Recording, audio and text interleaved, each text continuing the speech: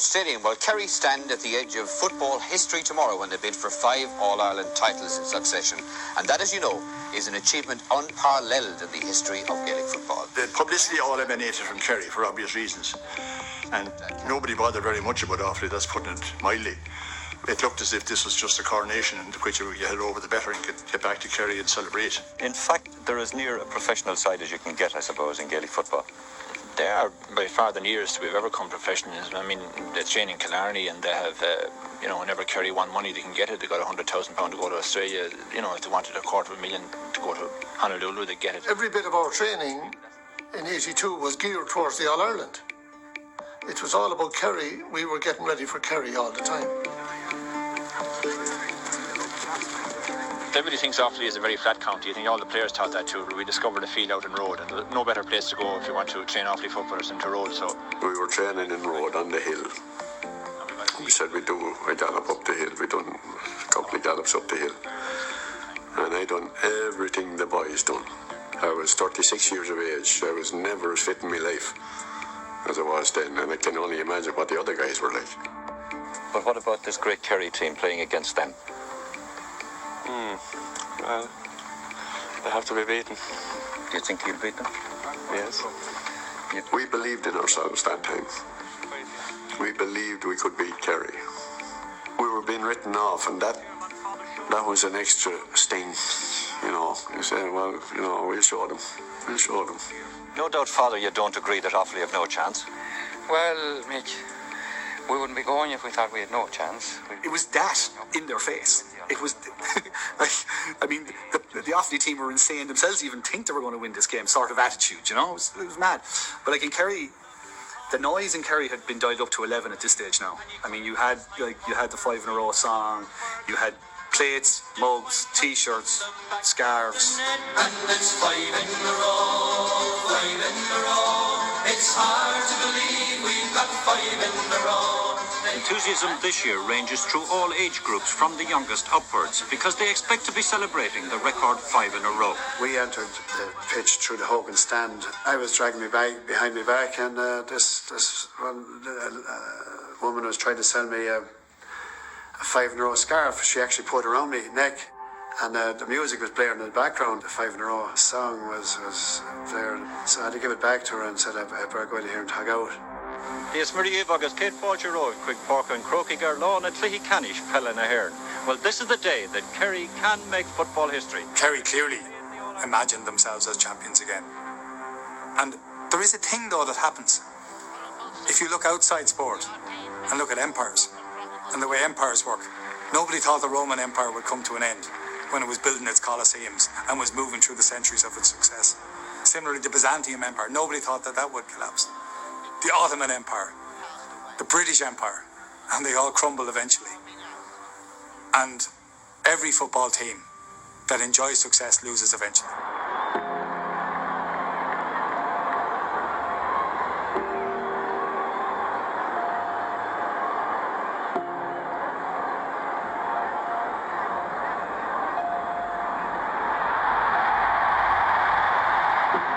There was absolutely no doubt going into 82 that Kerry were going to win the 5 in a row because they'd beaten everybody. There was no one left. I mean, they'd beaten Offaly twice, pretty comfortably both times now.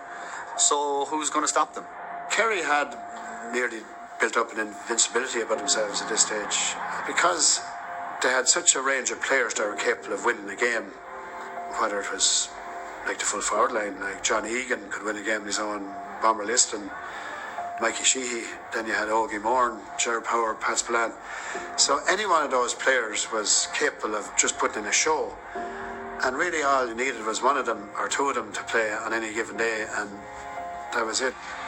To see these Offaly guys who I'd seen at club matches and watched all the way through the Leinster campaign, to see them even walk out on the pitch that day was it was fantastic, you know, because like Offaly hadn't been in that many finals, and nobody outside of the Offaly camp and that panel thought they were going to be able to live with Kerry. The narrative about this Kerry team was that they were the greatest of all time and they were going to do the 5 in a row.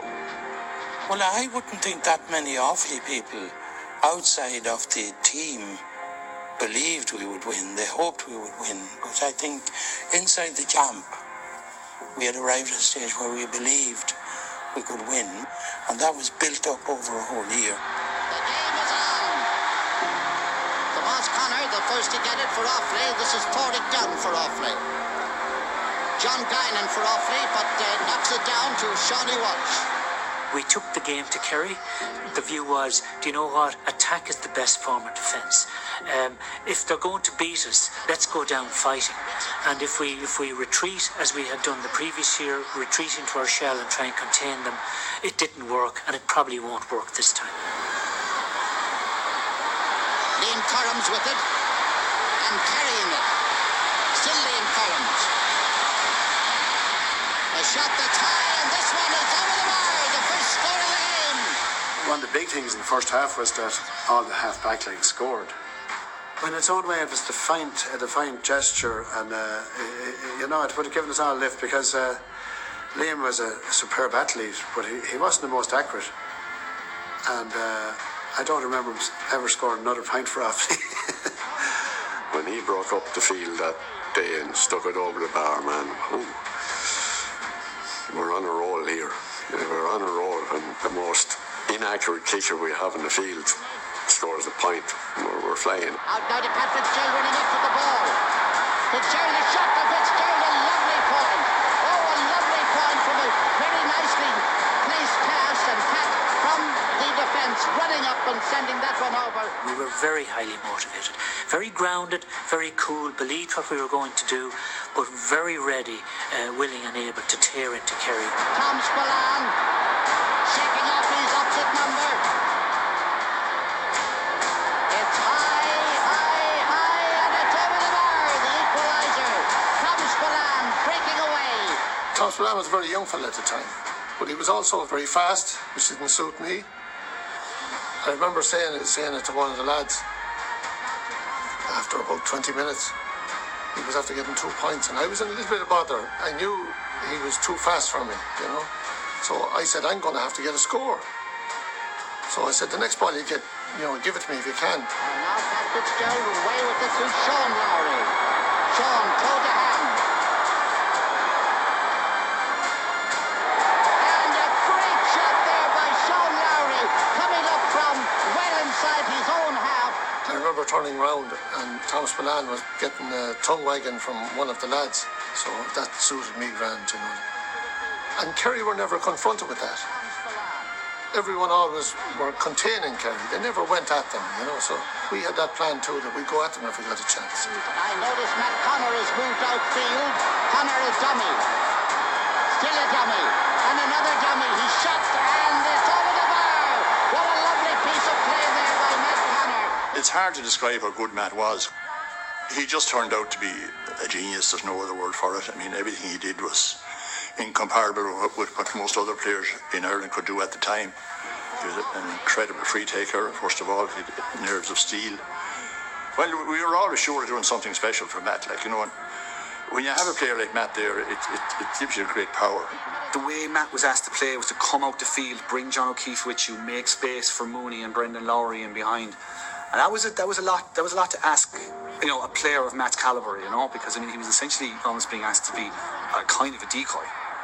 I started full forward in the game. It was the first time I ever played full forward for Offaly seniors. It was a bit new to me. I was moving out, bringing John O'Keefe out of the square a bit, so it meant I wasn't involved in the game. So I would like that, but I wasn't very happy with my performance, because as a forward, you have a target of what you want to score. You'd hope you get 3 or 4 points from play in a game. I mean, when you don't do it, I think you're not happy, with your performance, but that's a personal thing. This is Johnny Mooney. There's out to the corner now. And Jerry Carroll takes his shot and hits the upright and comes back out again. Comes out to Tomas Connor, across into the centre. And over the bar again. Another point by Brendan Lowry. And right now, Offaly are running Kerry ragged. Just that first half, which just seemed to be over in 5 minutes. Kind of incredible speed to the half, and Offaly matching Kerry blow for blow. Across to Jack O'Shea. Jack trying to burst his way through, succeeding, taking his shot and sending it over the bar. with what should be and could be a very valuable point. Offaly 10, Kerry 9, and we're on the half-time whistle. It's the highest scoring first half in the history of All-Ireland finals. So straight away, the game is at another level. They're going in off the field, and the referee is PJ McGrath, and someone shouts out to PJ from the stand, someone he knows, it's great stuff, keep it going. And that's kind of the sense all around the ground. It's been a brilliant match. The rain is starting to fall as well. It's sort of like the portents are kind of starting to change, the sky is gathering, and Kerry are worried. Kerry are very, very worried. Lads were just more or less left, to get yourself together and, keep yourself composed. And there wasn't much said. It was just, look, we were still in the game. We were at 10 points to 9 up, and we knew we'd all to do in another 35 minutes. And it was a case of getting stuck in the game.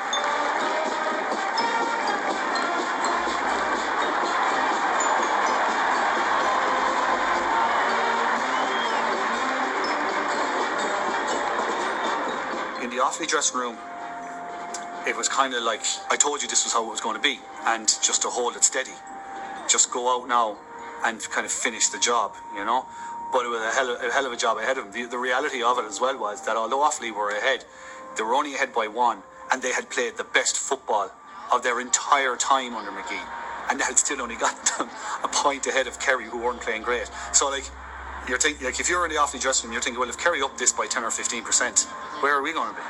The referee, PJ McGrath, ready now for the start of the second half.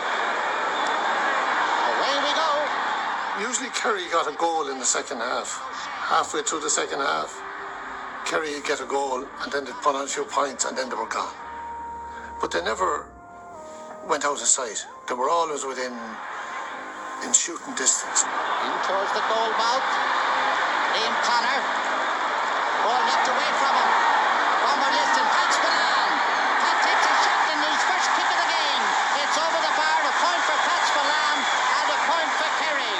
We were still knocking at the door, just the same. Most teams against Kerry were 8 or 9 points down at that stage.